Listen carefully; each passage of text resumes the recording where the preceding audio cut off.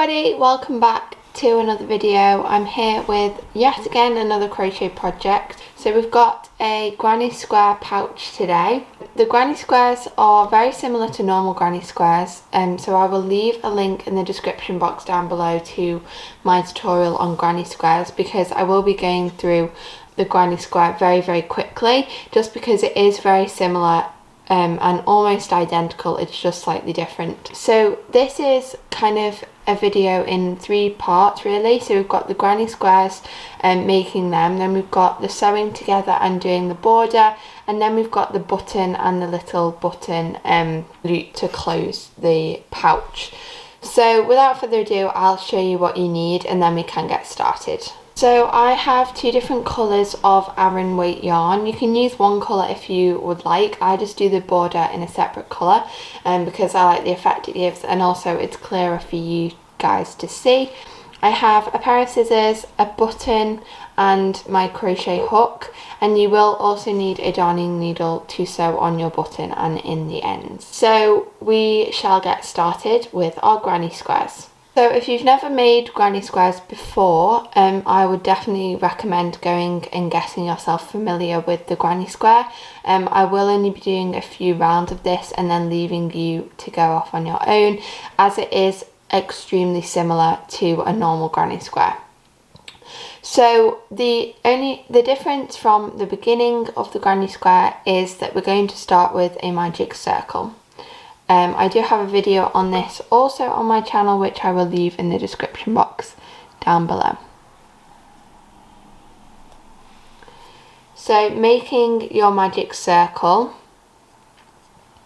and we're going to begin with a chain of 3, like so, and then that's gonna count as your first treble crochet. I'm working in UK terminology, so that's a treble crochet. In US, that's a double crochet. It's the same stitch, it's just different terms. So we're going to work another 2 treble crochets into your magic circle, yarn over, insert your hook, yarn over, pull up a loop, yarn over, pull through 2 loops, yarn over and pull through another 2 loops. Working another one, like so. So that's your first kind of block of 3.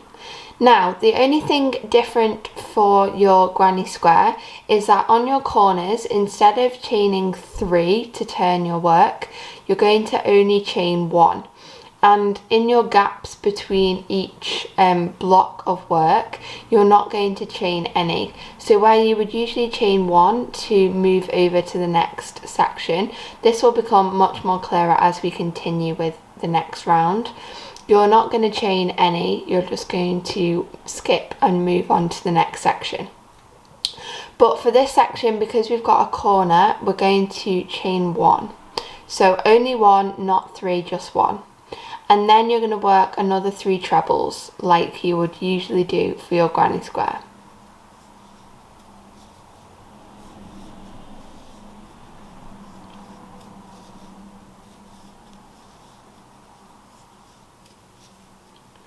Then you have another corner, so you're just going to chain 1 and work another 3 trebles into your granny square.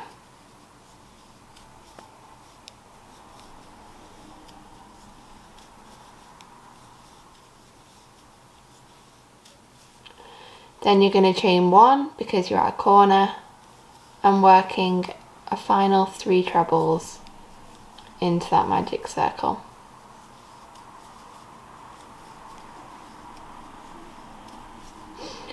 And then finally chain 1 and slip stitch into that chain 3 from the very beginning.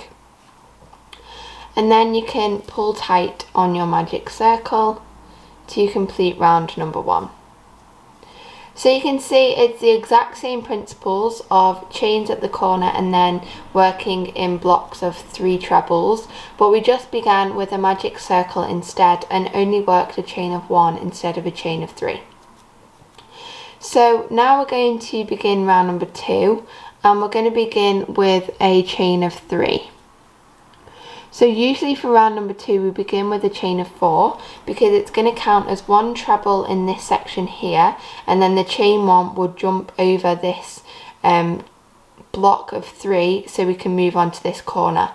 But because this granny square is not a normal granny square, we only chain 3 to count as our treble crochet, and we don't need that extra chain 1 to skip over that section. So now we can work in this corner here, working 3 trebles,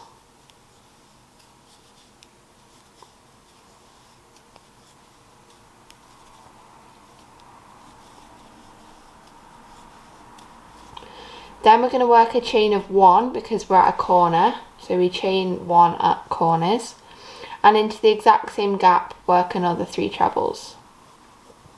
Again, I know I'm going quick on this, but just because it's the exact same principles as the normal granny square, but we're just doing a different number of chains so they get a tighter look. So we don't need to chain any for this section because we're not at a corner, so we're just going to move straight on to the next corner and work another 3 trebles.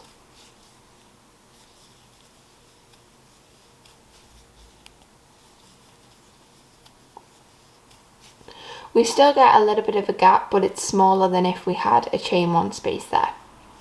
We're at a corner, so we're going to chain 1 and we're going to work another 3 trebles into that corner space.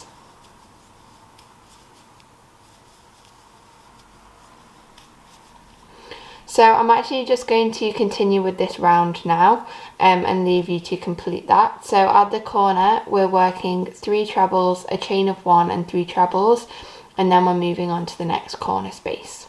Okay, I'm in my final section now. I've just chained 1 because I'm at a corner, and that chain 3 from the very beginning is going to count as a treble crochet. So I only need to work 2 trebles into that corner space. And then I can slip stitch into the top of that chain 3. So for round number 3, it's the exact same principles. Begin with a chain of 3, which is going to count as your first treble crochet in this section here. You're going to work another 2 trebles, so that's a total of 3 trebles in that section. Now you would usually chain 1 to move over to the corner, but we don't need to do that, so we're just going to work straight into the corner, another 3 trebles.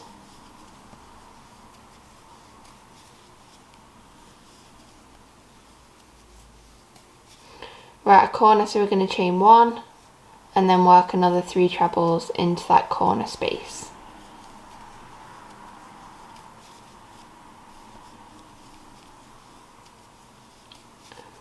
Where we would usually chain 1, we're just going to move straight over into that section and work 3 trebles.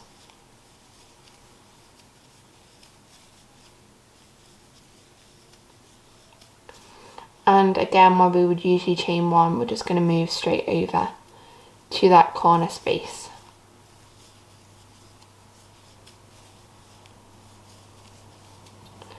And we're at a corner, so we're going to chain 1 after that.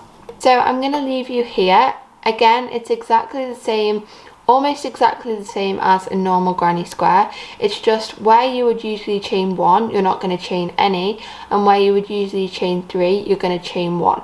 That is the only difference between these 2 granny squares. So you're going to work 5 rounds. We've just worked 2, we're on our 3rd round. You're going to work a total of 5, and then I will meet you back once you have finished that. Okay then, so I've finished the granny square. This is 5 rounds of the granny square. And what you need to do now is repeat this another 3 times so that you have a total of 4 granny squares. So 2 for the front and 2 for the back. So pause the video here, repeat your granny square another 3 times so that you have a total of 4 granny squares, and I will meet you back when you finish that. So I now have my 4 granny squares all ready to go. I know the ends are still poking out, but we can sew those all in at the end. So now we're ready for part kind of number 2 of this video, and that is sewing your granny squares together. So what I'm going to do is put 2 to the side and just focus on the 2 in front of me here. and I'm going to get my needle and thread. So all I'm going to do is thread my needle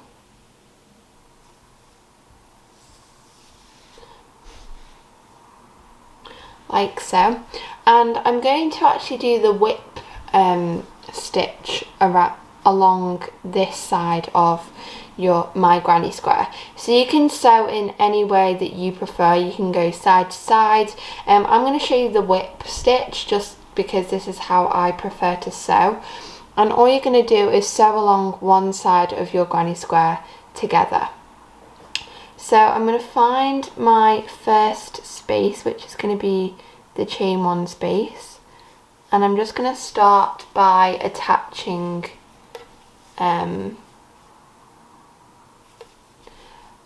my yarn, so just pulling through like so. Now the normal way to sew is to go through like that and then back through the other side, back through continuously all the way to the end. But with the whip stitch, what you're going to do is sew to one side, and then instead of going back, you're going to bring to the other side, so it's kind of like a whip.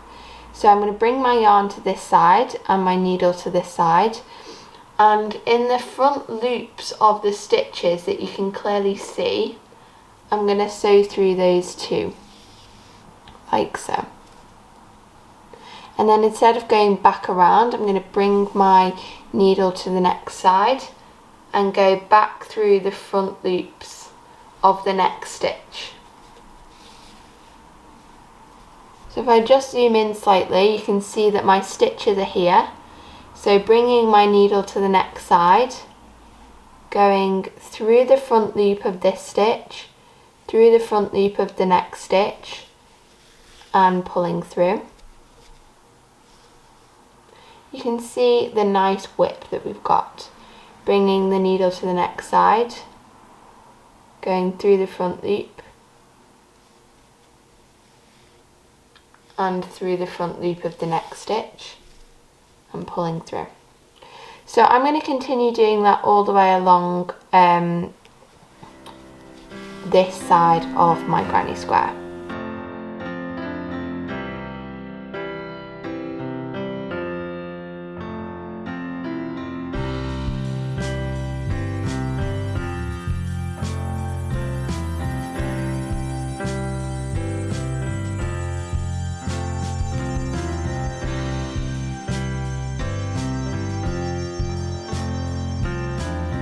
Okay then, so there we have sewn along one side of the granny square, and you can see the whip stitch just blends in really nicely. What I'm quickly going to do now is sew in all of my ends, just so that I can have a clear space to work for the next round. Okay then, so I've just sewn in all of those ends, and now we're ready to actually do the nice border. So I have some blue yarn to show you the difference between the border as well, and also just because I like the effect of using two different colours.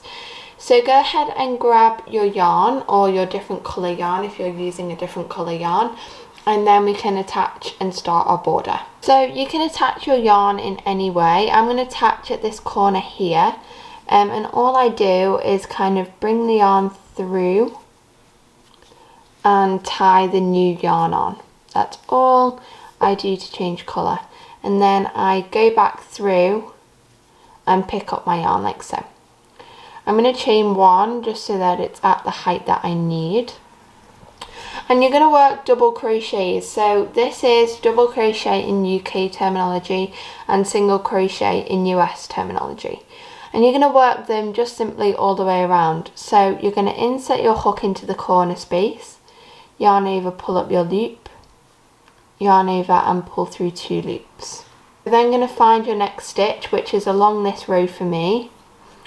So into the top of all of your treble crochets, you're just going to work double crochets. So into the top of your stitches, work a double crochet. Find the top of your next stitch, work a double crochet. Find the top, and so on and so on all the way along.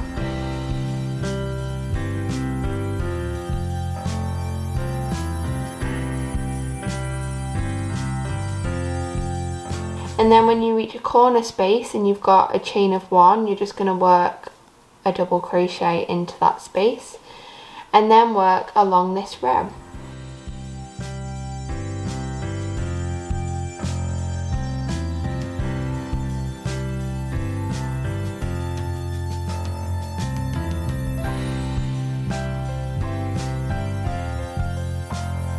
Okay, so when you get to this stage here, it can be a bit confusing, but all you're going to do is work in the chain 1 space of this granny square and also work in the chain 1 space of the next granny square, and then you can continue working like normal.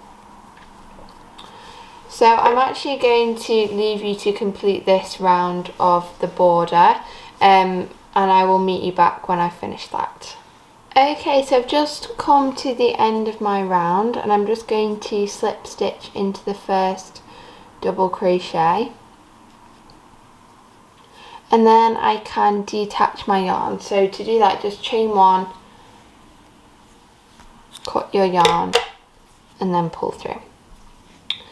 So there you've worked the first kind of border of your first 2 granny squares.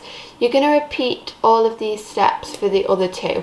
So you're going to sew one side together with the whip stitch or whichever stitch you used, and then you're going to attach your different colour or the same colour and work your border all the way around. So I'm going to go ahead and do that now, and I will meet you back when I have 2 identical panels. So I've just repeated that for my second panel, and I actually haven't detached my yarn for this one. If you have, don't worry, just attach it again, but I'm just going to leave it on so that it's easier to join these 2 panels together. So we're going to join them now. So all you're going to do is put the wrong sides facing each other like so. And we're just going to do a round of double crochets, but we're going to work through both of the borders instead of just one. Just a quick note, for this round we're only going to be working 3 sides, and then along the top we're going to be working slightly differently because obviously we need to keep one side open. So just be mindful that you're only working 3 sides. So all we're going to do here is I'm going to just chain 1 just so that it's at a nice height. I'm going to insert my hook into the first double crochet just as though I'm going to work a double crochet, and I'm going to find the exact same stitch on the opposite side. So this is my double crochet that I'm working into, and I'm going to insert my hook into that stitch as well. And now I can complete my double crochet. So yarn over, pull through all of those loops, and then yarn over and pull through 2. Now finding my next stitch, insert your hook, find the exact same stitch on the opposite side, which is this stitch here, insert your hook again, yarn over, pull through all of them, yarn over and pull through 2.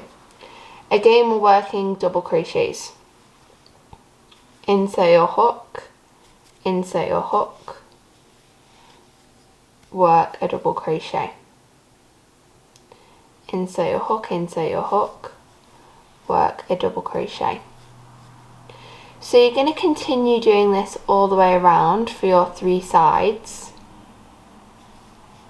which is super simple. You're just working double crochets through both sides of your work. So go ahead and work that for this side along the bottom and then up the other side, and I will meet you back when you have finished joining those together. Okay, so now you should have done your 3 sides. This is how mine is looking, and then we have one side which is open. So we're going to complete our main body of the piece by just working around this rim. So all you're going to do is into every single double crochet work a double crochet, but only through one side. So through this side working a double crochet all the way along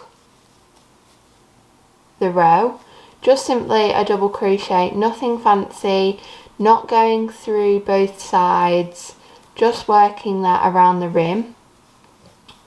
and then continuing around. So when you reach the end of this row, just hop over to the other side and work around that rim. So I've just reached the end of the row of double crochets, and I'm just going to hop over to the next side and work a double crochet, and then continue working that for the rest of the round.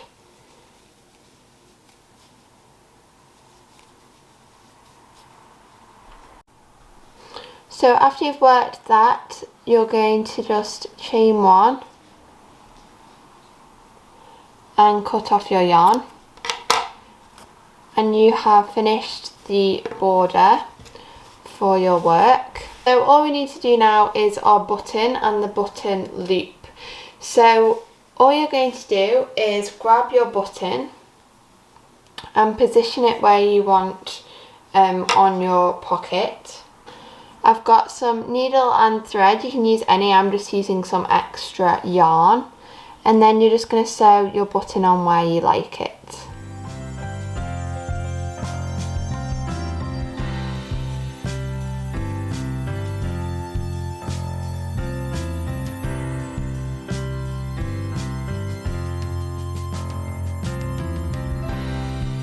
Okay, so we just have one last thing to do, and that is to add on our loop. So I'm going to turn over to the opposite side, and I'm just going to find my middle stitches here, insert my hook and just attach your yarn.